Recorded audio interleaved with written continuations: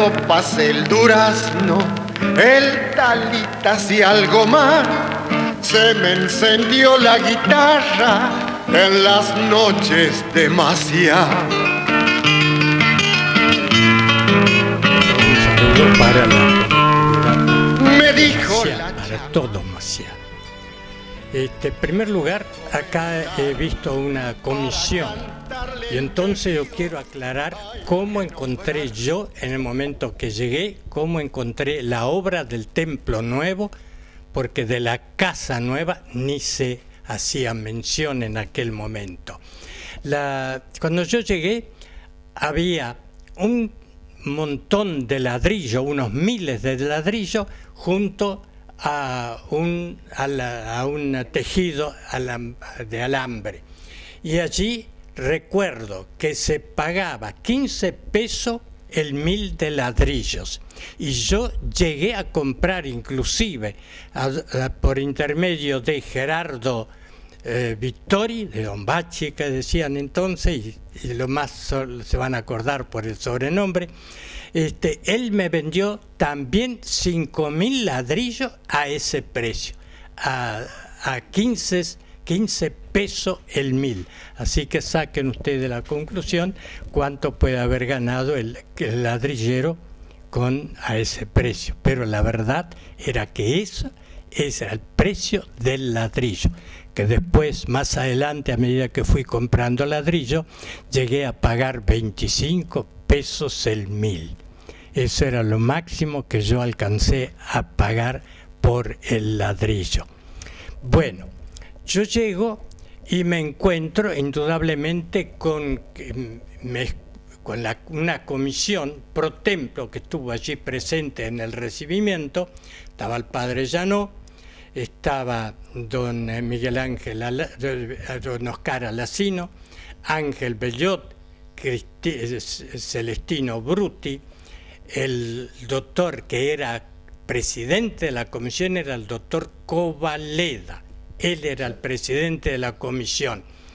Y no recuerdo en este momento quién era el secretario, no lo recuerdo, pero sí que estaba don Francisco Rosomando, era el tesorero.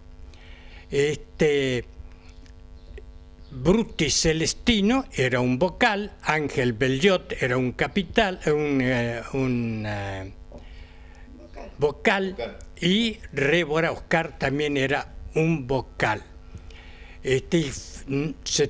Se ha omitido en una comisión el nombre de José Alonso, que estoy completamente seguro que formaba parte de esa comisión, y por otra parte don Ángel Bellot, el carpintero, el italiano, y había un hombre representante del campo que era Ramón Riedel.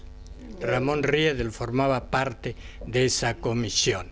Bueno, cuando yo llego me encuentro con la novedad de que el padre Llanó estaba convencido que un templo nuevo no se podía hacer, que no había con qué hacerlo. Y él pensaba prolongar la iglesia vieja abriendo un poco más. Tenía en aquel momento la iglesia, sigue teniendo 13 metros por 7. Y él quería entonces hacer otros 13 metros o 10 metros, pero ensancharlo a 9 metros. En vez de 7, 9 metros. Ese era el pensamiento de él, porque él sostenía que era imposible hacer un templo nuevo. Bueno, cuando llegué con eso. Y recuerdo que la primera reunión que yo hice, llamé a la comisión pro templo, terminantemente dije, hay que hacer una iglesia nueva. Y entonces me dijeron, ¿de dónde sacamos un plano? ¿Quién nos va a hacer un plano? ¿Cuánto nos costará un plano? Y entonces yo conocía muy bien, tenía muy buena relación con Miguel Ángel Amoroto de Villaguay, que nos hizo el plano para la casa parroquial de Villaguay, que en su momento fue la mejor casa parroquial de Entre Ríos, con 7 dormitorios arriba, así que era grandecita. y abajo escritorios, tenía 4 escritorios por falta de uno. ¿Y cuánto nos cobró Miguel Ángel Amoroto? Ni un centavo, ni un centavo. Bueno, yo le aviso que mi relación con don Miguel Ángel me nombró que yo era el responsable de la edificación. Así que él permanentemente no estaba, el que tenía que estar permanentemente era yo. Y acá me acuerdo de algo que muestra lo que era Miguel Ángel Amoroto. Viene uno que hace la parrilla, un parrillero, viene de Buenos Aires. Y estábamos arriba, estaba Amoroto, estaba yo por un lado y este hombre, y le habla a Amoroto, que para él era él el que hacía la obra, dígame, de cada 3, de cada 4, 1 o 2. ¿Y qué quiere decir? Y Amoroto le dijo, ¿por qué no le pregunta a este señor que es el dueño? Y le pregunta a Amoroto, ¿qué significa? Me pregunta si de cada 4 tiene que sacar 2 fierros o sacar 1 nomás. Y así se hacían las obras. Bueno, aquella obra se hizo como debía hacerla con el plano que había hecho en Miguel Ángel Amoroto. Bueno, en realidad el plano de Amoroto tenía un 20% más de largo y un 20% más de ancho.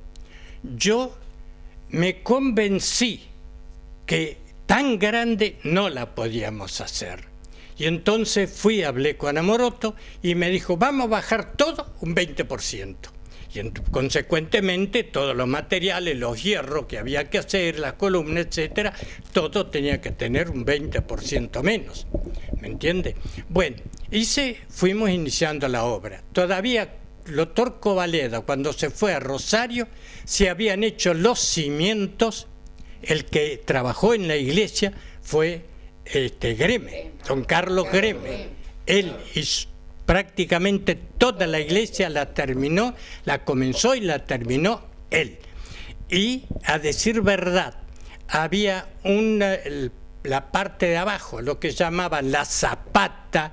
La zapata tenía 80 centímetros de ancho por 20 de alto de hormigón. Por 20 de alto de hormigón, y donde debían ir las columnas tenía 1,20 por 1,20 y con 20 centímetros también de hormigón. Esa era la base de las columnas. Bueno, se levantó todo el cimiento, se hizo todo, y 2 columnas. El 50, no, el 57. El 57, no, eso el 56, ya voy a decir por qué el 57, no el 57. El 56. Y cuando se fue el doctor Covaleda, había 2 columnas, la primera de acá y la primera del otro lado. Y recuerdo que yo tuve que hacer la despedida y le dije al doctor Covaleda, estas 2 columnas son 2 manos que se elevan al cielo pidiendo por usted y su familia. De eso me acuerdo. Bueno, esas columnas tenían 9 metros por 45 por 45. Tenía esa columna. Las dos primeras. Acá, la que está más cerca del altar. Bueno, después, poco a poco, fuimos levantando paredes. Y la pared que da hacia lo que es el barrio, hacia la calle, al oeste, al oeste, la pared estaba terminada, con todas sus columnas. Y viene la noche del 14 de diciembre a las 9 de la noche, 58. Le voy a decir por qué estoy seguro que es el 58. Porque yo estaba en nuestro colegio, tenía que rendir los alumnos en diciembre, tenían que rendir en Tala. Y yo había salido para pedirle a don Oscar Révora que con la camioneta llevara alumnos. Y llevaba mi Forte, llevaba alumnos. Bueno, yo ya no tenía el Forte, yo tenía el Chevrolet 4, el Chivo 4. Y cuando me había ido a hablar con él, Cuando vengo, encuentro algo que no sabía, que algo pasaba. Y entonces yo tenía en lo que ahora es la sacristía, donde el sacerdote se reviste, ese era mi garaje. En ese momento era mi garaje. Y cuando del garaje yo paso hasta este lado dentro de la superficie actual de la iglesia, vengo a la casa parroquial, me doy cuenta. ¿Qué hago? Corrió acá. Sin más, Ahí, si corría, me permite, yo me acuerdo. Corría allá y me puse a llorar. Yo recuerdo haber sido jovencita y estábamos preparando la cena y de pronto fue un tumulto.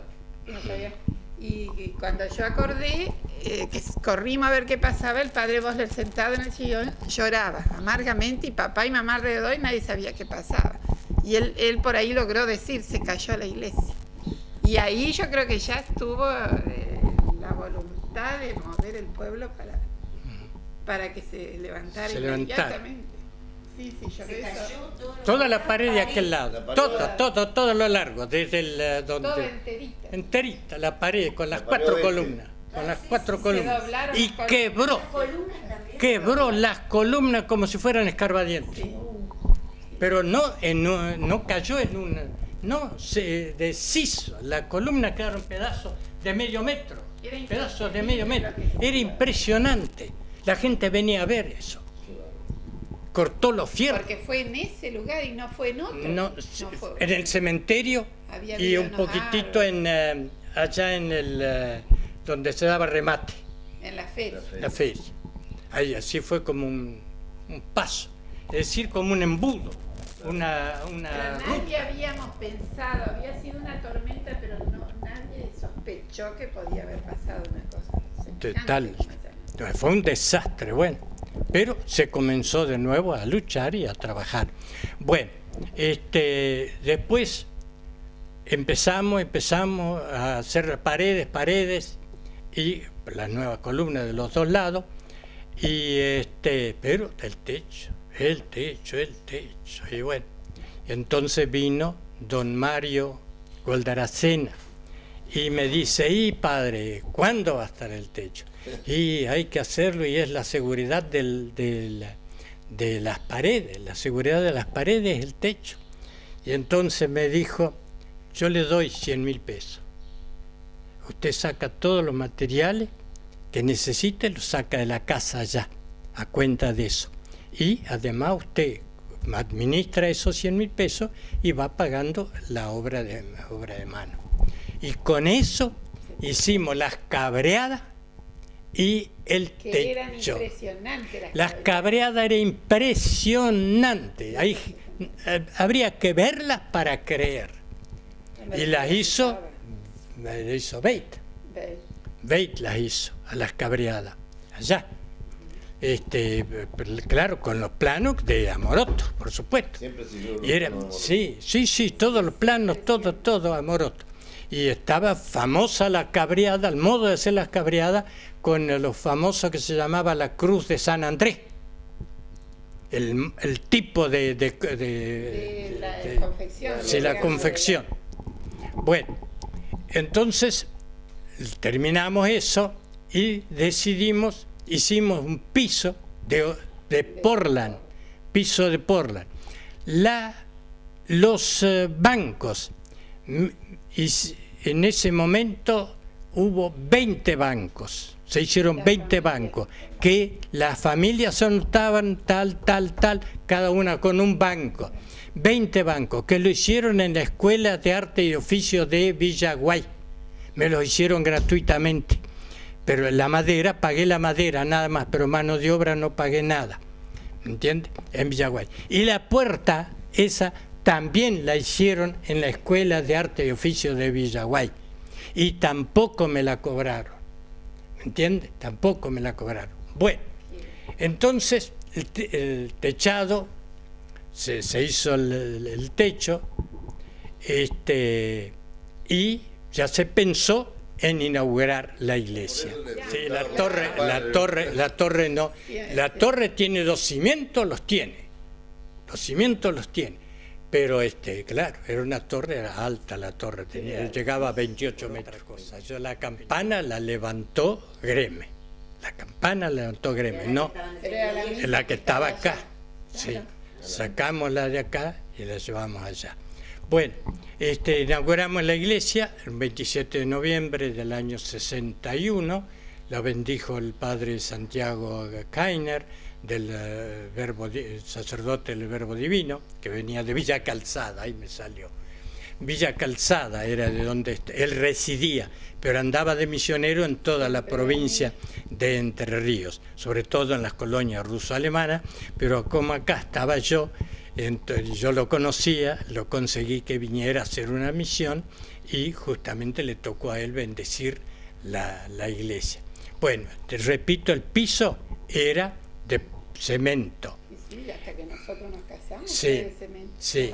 Y después, más adelante, el piso lo donó doña Rosalía Castiglione de Giglione, que costó 25.000 pesos en aquel momento.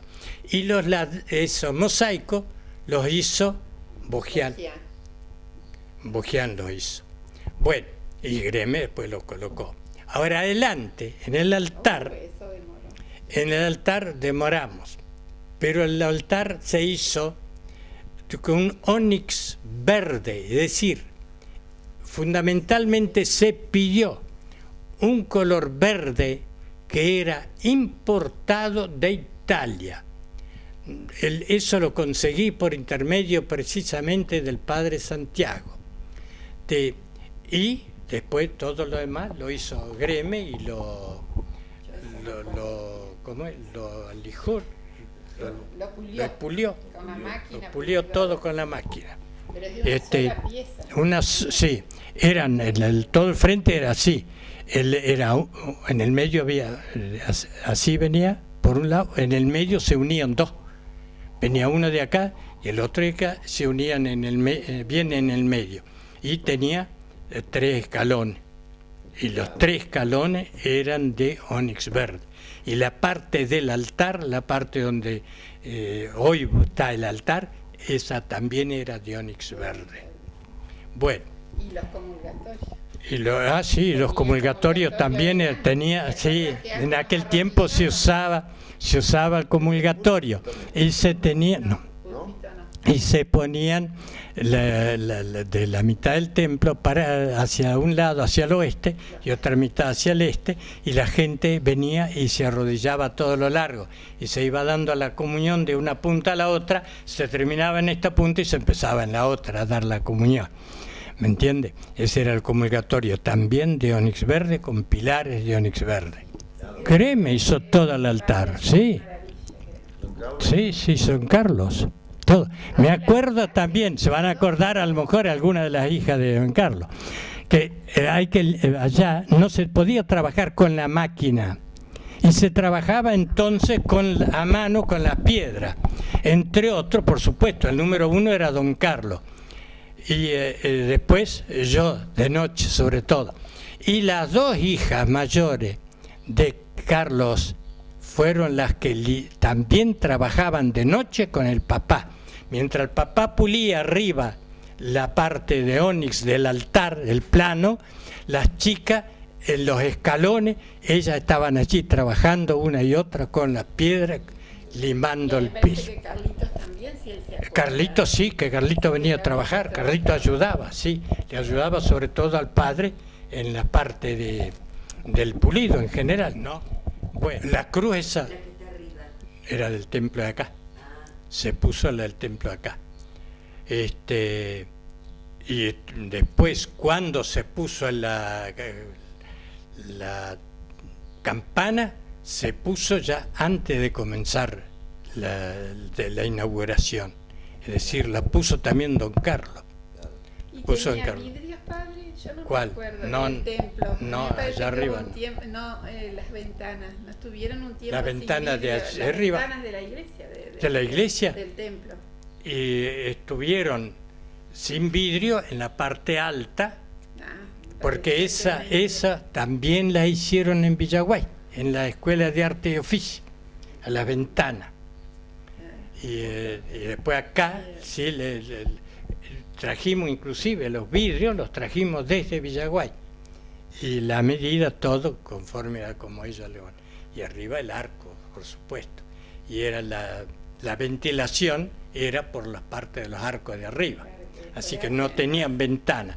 Después fuimos abriendo ventana y ahora está muy bien hecho como está en este momento, con las ventanas corredizas. ¿Me entiende? Bueno, ahora en el templo otra novedad de importancia es cuando se hizo el cielo raso. El cielo raso, durante el primer movimiento militar, y que don Ángel Almeida era acá el intendente, conseguimos un subsidio, y con ese subsidio nos fuimos a Buenos Aires, Greme, Soto y yo, me parece que sí, éramos los tres. Fuimos a Buenos Aires porque habíamos visto en alguna parte ese tipo de listones de aluminio. Y entonces fuimos a buscar teníamos que buscar un técnico que supiera ponerlo. Entonces compramos y contratamos en la misma empresa el que lo iba a realizar, ¿me entiende? Y al principio eran todo negro, después se pintó, más adelante se pintó. Aluminio. Sí, eso sí, que arriba tenía, ¿cómo es? Membrana de fibra de vidrio y también la pistola, sí. Venía con una pistola, el encargado de hacerlo, tiraba contra la madera con la pistola y se clavaba un gancho. Y ese gancho se colgaba porque todas esas, cada uno de esos partecitas está unida por otro fierro, otro soporte que va de punta a punta.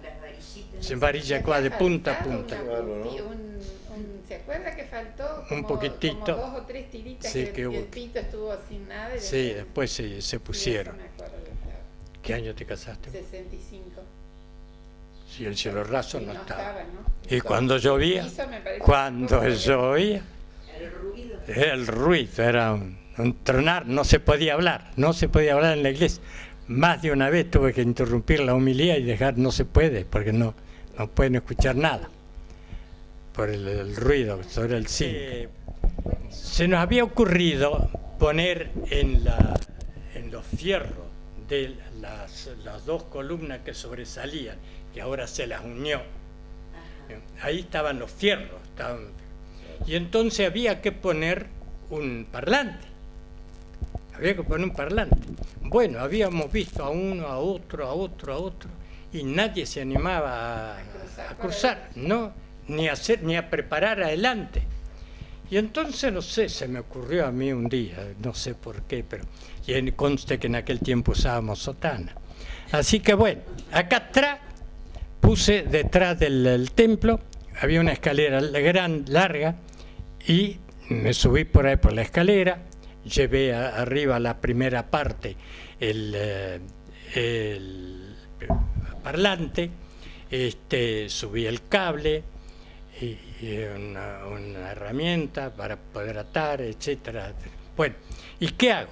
Me ato, me subo hasta la primera parte, que es el techo de la actual sacristía, y de ahí para subir hay escalones de fierro para tomarse. Bueno, yo me prendo a la espalda el parlante, y acá en un brazo llevo cables, y el otro brazo también, que están tratando de tener libre las 2 manos, me llevo algo de las herramientas también atadas sobre la espalda. ¿Y qué hago?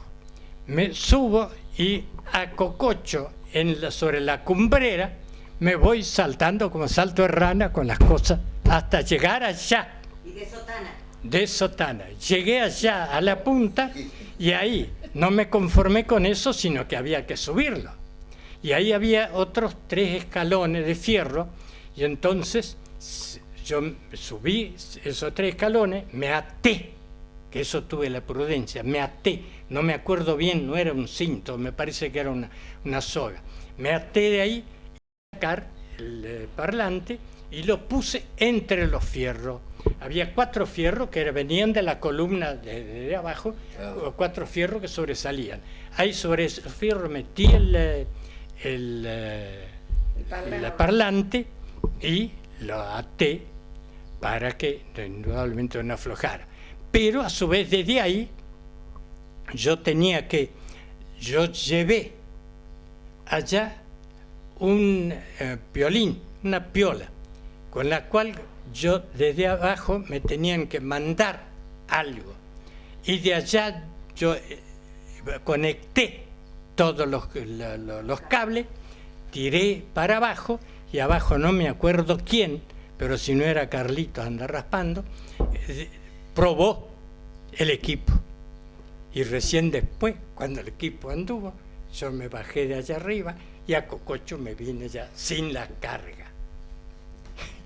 Bueno, dicen, yo no me acuerdo. No estaba el cielo raso, fue entre medio. No, yo por encima del techo. Ah, por encima. Encima del techo, claro, por afuera, a Cococho sobre el techo.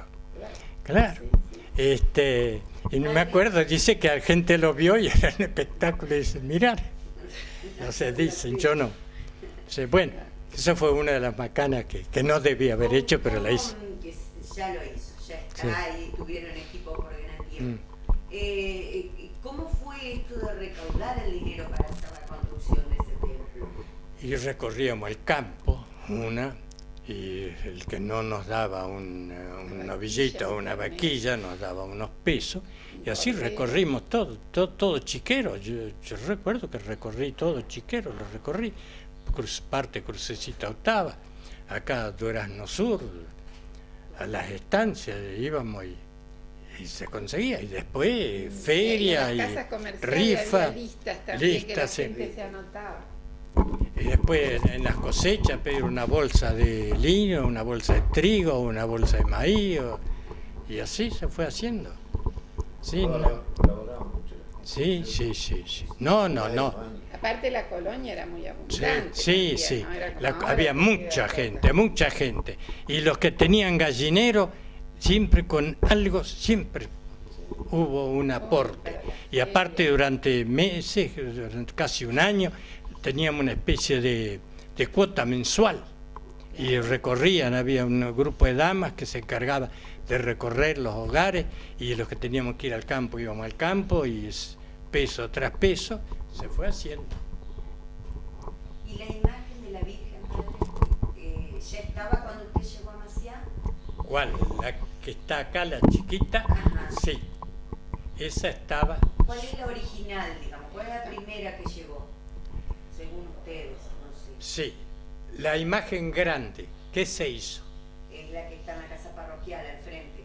Ahí ni bien Claro, entra está en la la casa parroquial, sino que le cambiaron el color, está del mismo color que esta. Antes era con un manto medio rojizo, verde, así. Esa era una imagen grande que había. Bueno, pero estaba rota. Tiene una mano. Cuando vivíamos en Gualeguaychú llevamos a arreglarle las manos. No sé si no estaba usted. Yo eso ya no me acuerdo. Sí. Que le arreglamos las manos al corazón de Jesús y a la Virgen, que las carmelitas descalzas la arreglaron. Pero la patrona, según mamá, era la chiquita. La chiquita. La que está. La chiquita. La patrona era la chiquita. La que está. Esa. Y la otra, no sé de dónde. ¿Se acuerdan ustedes que No, eso sí que no. ¿No era donación inicial de la familia Goldaracena o de doña Mima?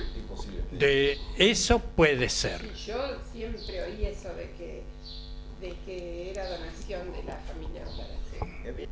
Ahora, de lo que yo me acuerdo de la corona de la Virgen, de esa Virgen, de la nuestra, de la patrona, que María Elena las donó a la coronita, porque no tenía la estrellita, la coronita. Primero no me parece que era de la Virgen y después la de San Sagrado Corazón. ¿Quién, Mirta? María Elena de la Sina. La Ella mamá había de- hecho una promesa que la donó, yo de eso me acuerdo. Y lo mismo los angelitos. Al día patronal se celebraba el 15 de septiembre. Yo llegué acá en el mes el 2 de mayo del año 54 y el 15 de septiembre del 54 se celebró la primera fiesta patronal, la que presidía yo. Y ese día, 15 de septiembre, hizo un frío y un ventarrón que le hicimos las cosas detrás de la casa, porque el templo no alcanzaba para la gente. Hicimos ahí preparamos un altar y preparamos así, y tratamos de hacer una cortina que nos voló todo el viento. Bueno, y entonces ya allí yo dije, es el último año que la fiesta se celebra el 15 de septiembre.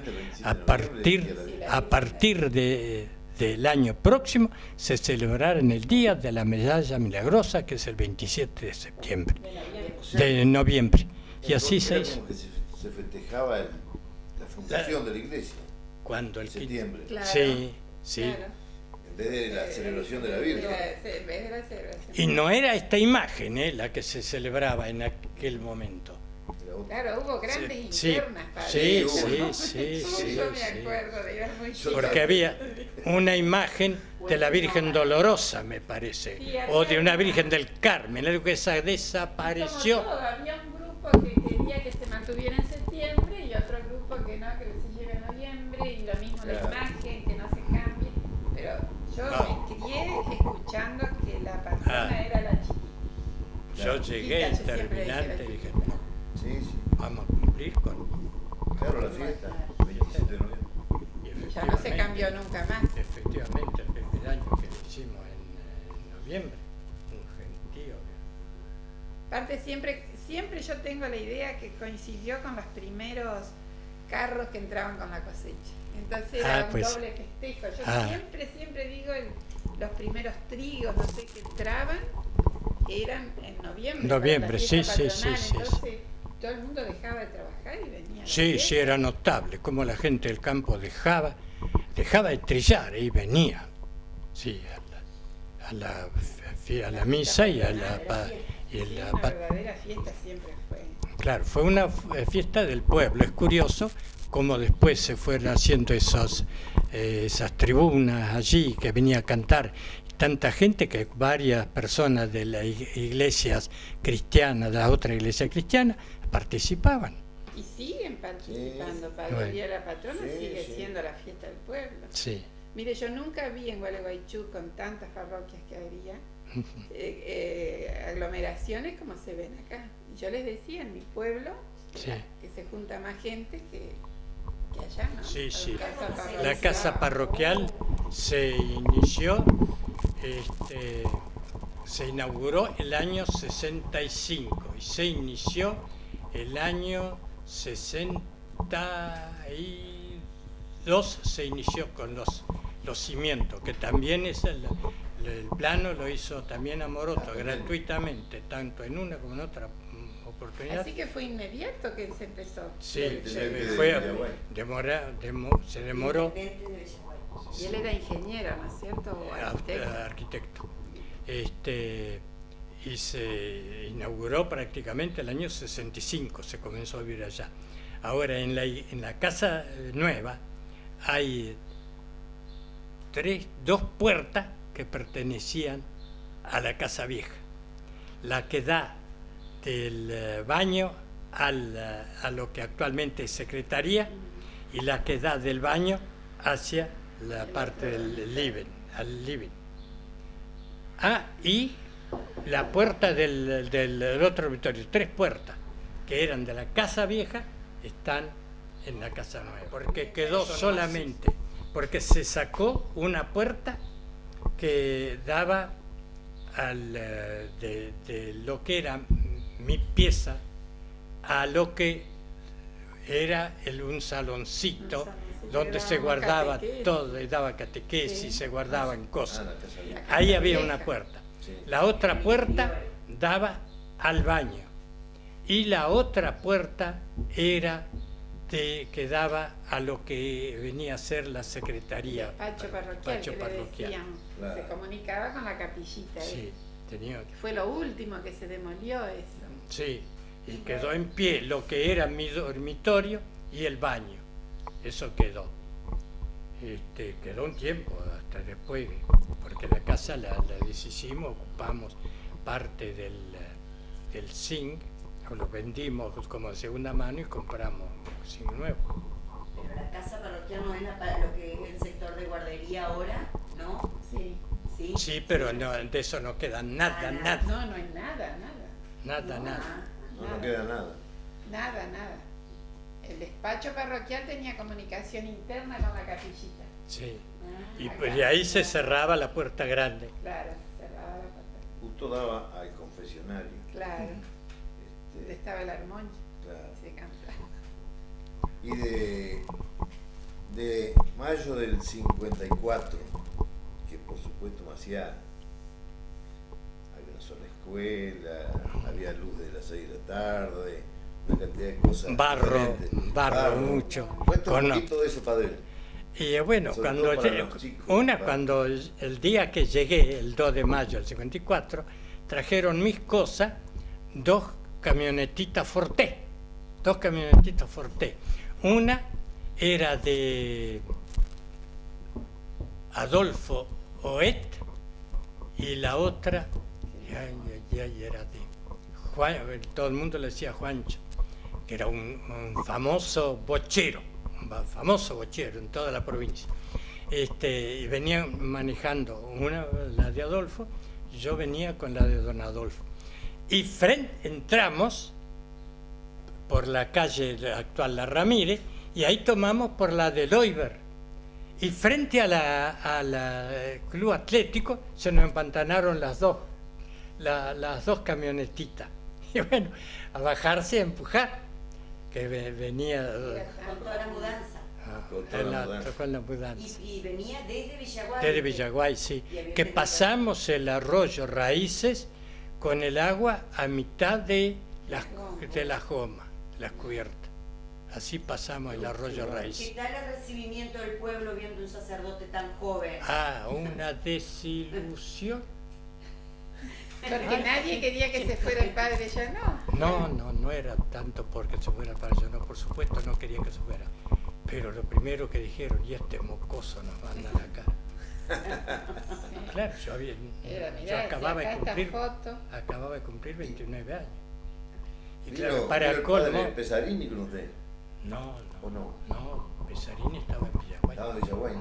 Estaba en Villaguay, sí.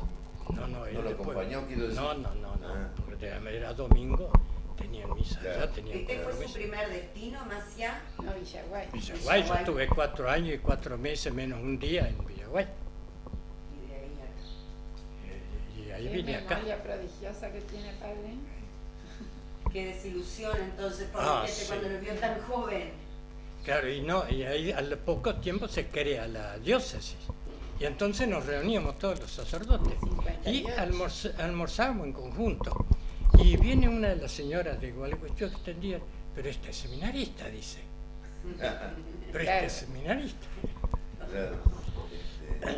Tuvo que convencerse que era el cura de Maciá, Era el cura. el vicario de Así que Maciá. día de lluvia, prácticamente. Y llovió, yo tenía que venir en marzo, y no se pudo en marzo, en abril, no se pudo en abril, porque llovía y los arroyos salidos de madre, por todos lados, ese raíces era espantoso. Horrible pasaba. Y bueno, y no había forma de llegar. Y entonces, hasta que al final, el 2 de mayo, como fuera, nos vinimos pensando que nos íbamos a empantanar, pero había que llegar. Y yo tenía que llegar para la hora de la misa. Y claro, con el camino como estaba, llegué tarde. Yo llegué cuando terminaba de dar la comunión, que vino Monseñor Vilar a ponerme en posesión y a tomarme el juramento de cura párroco. Y bueno, menos mal que yo llegué, terminaba de dar la comunión y me fui adelante y lo saludé a él, le dije por qué había llegado tarde, porque haber llegado tarde cuando tenía que llegar a tal hora. Bueno, Le dije que lo que nos pasaba, que nos empantanamos y que por eso llegamos tarde. Y bueno, entonces él ya me tomó el juramento, leyó el nombramiento y yo tuve que saludar a la gente. No sé lo que habré dicho en ese momento, no me acuerdo. Y estaba el padre Janot. La misa la estaba celebrando el Monseñor Vilar. Y estaba el padre Janot, por supuesto. Diócesis de Paraná vendría a ser. En aquel tiempo era diócesis, había la única, la arquidiócesis. Era todo Entre Ríos, era una sola arquidiócesis. ¿No era Guillán? Monseñor Guillán. Guillán. Zenobio Lorenzo Guillán, Zenobio Guillán. el que nos ordenó con el padre Botegal.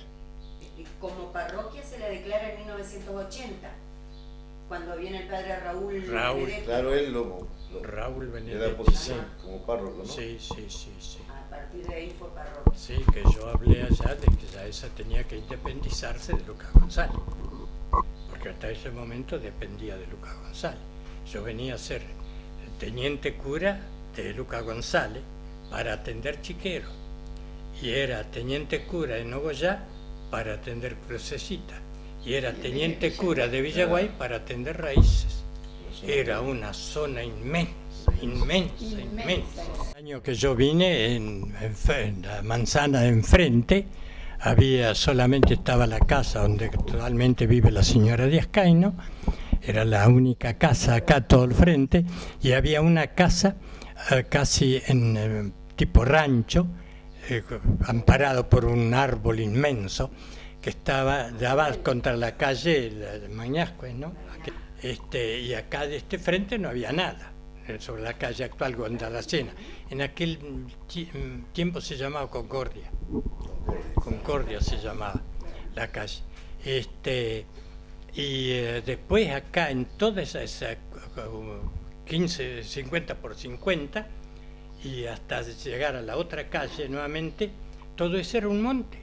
Y ahí en el monte, por ahí cerquita, como a 30 metros de la calle, había un ranchito de un tal Rivas, y que era casado o que convivía con una Pires. Y ahí me tocó en el monte, me parece que fue uno de los primeros unción de enfermos que yo di. Fue ahí en esa casa con el viejito. La de acá de Ibarra, lo de Justo Seguro. Ibarra, lo de Justo Seguro, sí. Lo de Arévalo. Lo de Arévalo, sí. Ahí era una construcción muy vieja que, si vos te fijas, Sí. Pero lo de la esquina de Cover, no. Eso se hizo después. Eso lo hizo. Ah, no, esta manzana no. Esta No, esta no había nada. No, claro, en esta no. En esta donde está la parroquia no Ah, había nada. no. Era en su época que las procesiones se hacían por la San Martín para allá, ¿no? Sí. Hasta la Gualeguaychú, y de ahí volvían por la 25. Monseñor Guillán no vino ninguna vez estando yo. No. El primero que vino acá fue Monseñor Tortolo.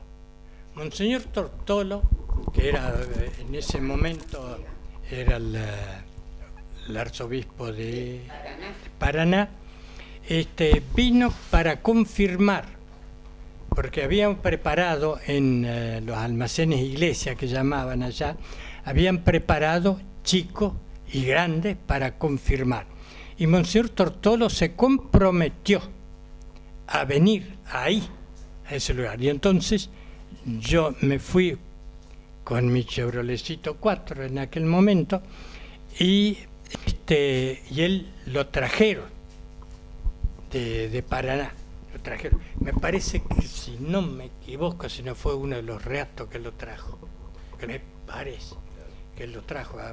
Y después de allá se vino conmigo en el poderoso Chevroletcito 4. Claro. Y hacía falta el agua, no sabían qué hacer, ya desesperados de agua. Y un gentío a la tarde esa, fue por la tarde que se hizo la misa y la confirmación, Monseñor, como hablaba,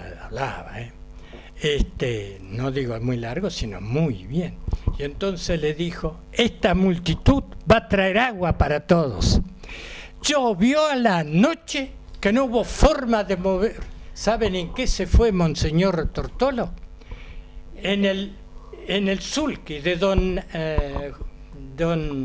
Luis Ibarra, y que lo llevó el yerno. Pichón lo llevó hasta la estación del tren, y ahí Monseñor tomó el tren. Y pueden imaginar, acá. Pero era tan grande, no se podía caminar. Y entonces, no sé cómo acá nos arreglamos para subirlo a Monseñor, que no se ensuciara completo. Tapamos las ruedas para que no le llegara el salpicón. Y allá después para bajarlo otra vez, que yo me fui a pie hasta allá para ayudar a bajarlo. Y Pichón, por supuesto, ayudó para subirlo, para bajarlo. Y ahí se desembarcó y subió en el coche motor. Recuerdo, pero haber sido muy chiquita, una visita de Monseñor Guillán. Que me acuerdo bien. Pero debe haber estado ya, ¿no? Visita chiquita, sí, ya no, sí, o tal vez antes. Y ya cuando... Acá. Y bueno, Chalú cuando... No, pero Chalú ya Chalú vino después. No, cuando la diócesis ya. Sí. Claro, cuando ya venían de Gualeguaychú. De Guillán me acuerdo bien que habían venido de Paraná, que era toda la ceremonia. A mí se me grabó que él se puso con la mano, con el anillo en la época que había que besar el anillo. El El anillo de los obispos trae una muy pequeña reliquia de la Vera Cruz de Cristo. Y ese anillo, cuando muere el obispo, el anillo tiene que volver a Roma. ¿Y hasta ahora es así? Sí. ¿Viene de Roma también o no? El obispo lleva Su anillo. un anillo. Allá le ponen la reliquia y ese anillo después, cuando muera el obispo, tiene que volver a Roma. Y yo era capellán del hospital, ¿me entiendes? Así que habitualmente iba allá y visitaba, saludaba a todos los enfermos, no me interesaba de qué grupo religioso era, más aún, ahí los saludaba siempre, y cuando veía a alguno de otra iglesia que estaba un poquito regularón, yo le preguntaba si el pastor sabía. Unos me decían que sí, otros que no, pero en varias oportunidades, por lo menos 4 o 5, yo me enteraba cómo estaba. Yo vine y le avisaba al pastor: mire, usted tiene un feligrés allá que está en estas condiciones, sobre todo al de la iglesia del Plata y la otra del Missouri. Después con otros, el de la iglesia metodista, que tuvo pastor acá fijo. Ese pastor venía con frecuencia acá a la parroquia y hacíamos oración en común. No me acuerdo en este momento el hombre, era un hombre grande, en aquel momento era un hombre un poco mayor que yo, pero que hacíamos la oración en común. Gracias a ustedes, y si algo he hecho en Maciá ha sido porque he encontrado siempre muy buenos colaboradores. Por lo tanto, el mérito número 1 lo tienen ellos. Yo he sido un instrumento y nada más. Gracias.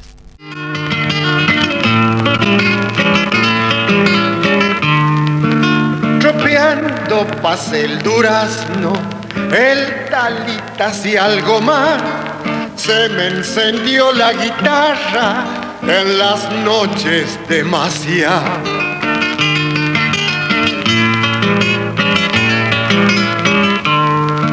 Me dijo la chamarrita: te voy a recomendar para cantarle entre ríos, hay que nombrar la Maciá.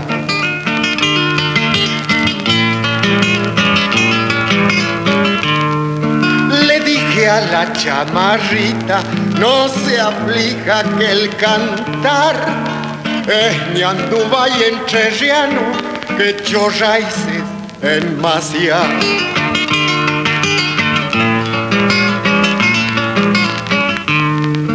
A tiempo de las volteadas de bota, potro y bagual, en carrera desbocada darse un lujo era bolear. chamarrita de la encierra, chamarrita montará, caranda y sal de mi tierra, cogollo dulce maciá.